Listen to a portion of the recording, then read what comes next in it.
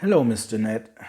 Please allow me a few more minutes of your time because I had found out a few more things about Charles Howard Willoughby Jr., which is the father of Charles Robert Spud Willoughby, who started being active in Venezuela and Colombia in the 1950s.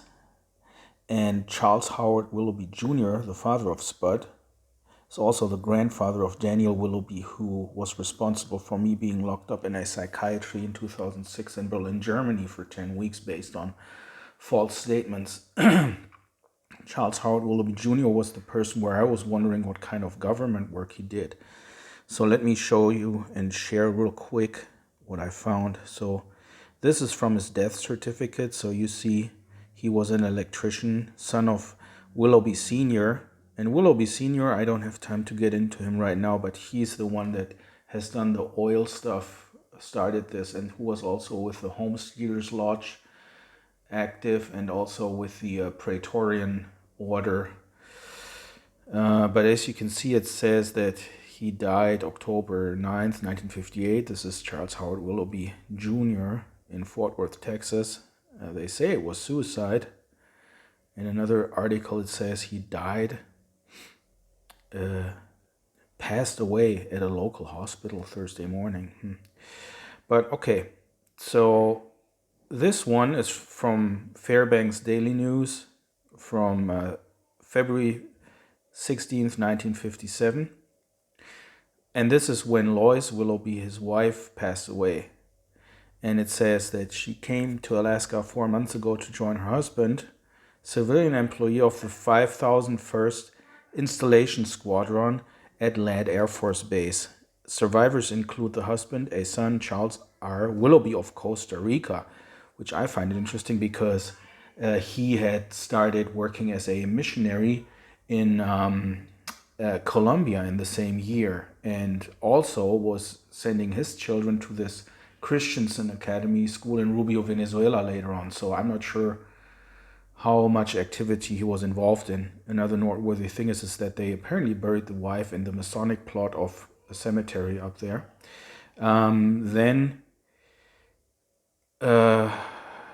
This one was mentioning that, so this was from when they were still in Fayetteville, Arkansas, where Charles Howard Willoughby Jr. was working as an electrician and also as the caretaker at the local airport.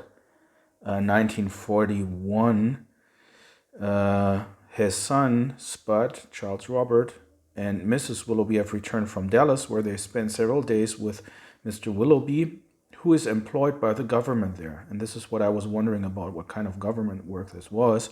Now, here in an article from 1944, from December 4th, this is Spud Willoughby, the one who started with his missionary work.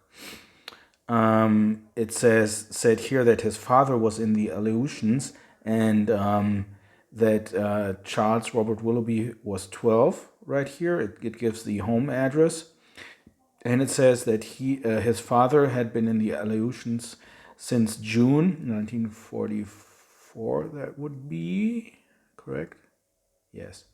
Since June 1944. Civilian employee of the electrical engineering section of the Army. And then here it goes. It says he was formerly employed by the Wills Electric Company here. This, by the way, is Spud. So the boy from up here. I just included a picture. And all of his children are very active worldwide in the as missionaries, and also with John MacArthur's Grace Community Church from Sun Valley, California. So I found this from 1991, where Clyde A. Willis died, who was the founder of this company that Charles Howard Willoughby Jr. worked at. And it says that he founded the company in 1940. So Charles Howard Willoughby Jr. must have been one of his first employees. It says he was the electrical contractor of the Atomic Energy Commission at Los Alamos. Not something minor.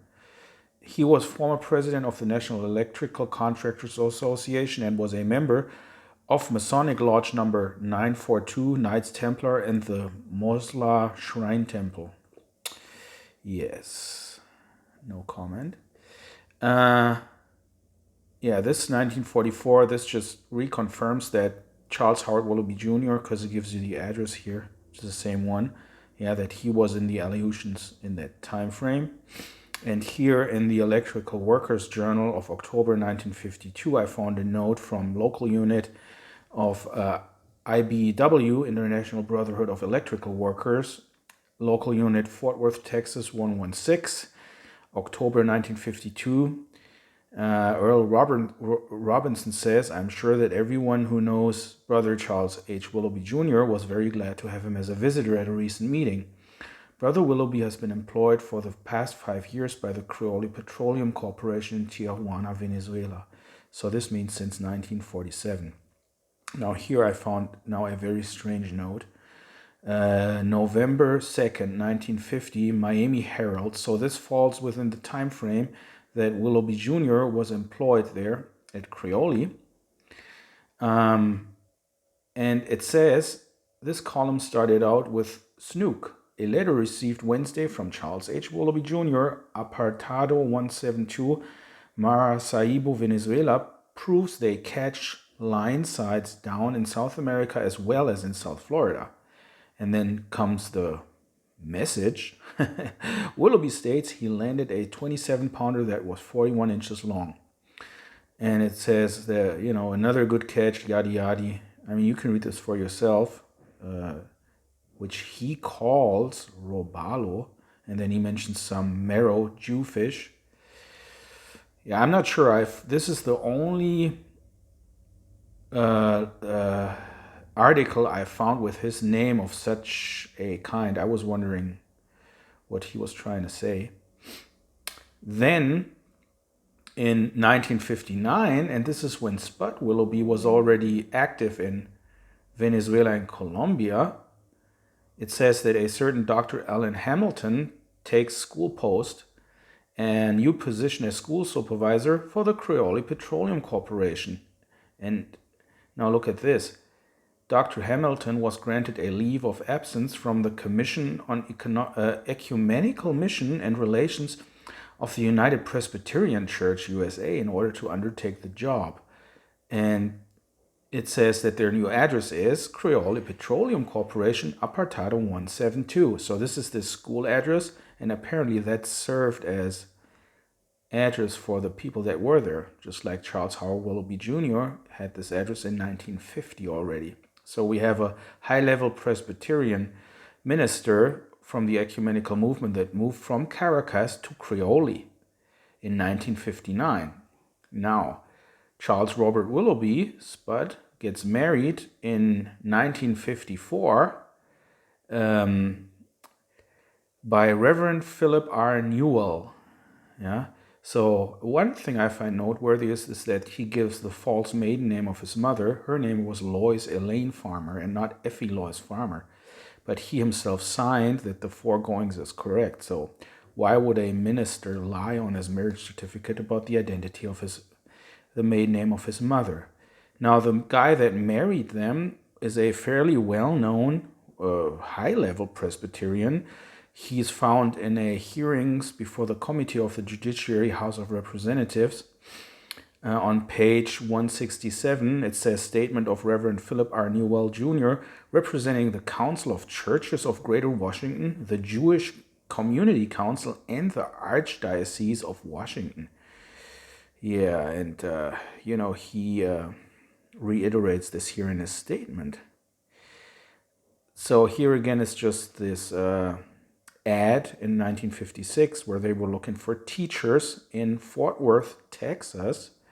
This was, and here is this address again, Apartado 172, where this high-level Presbyterian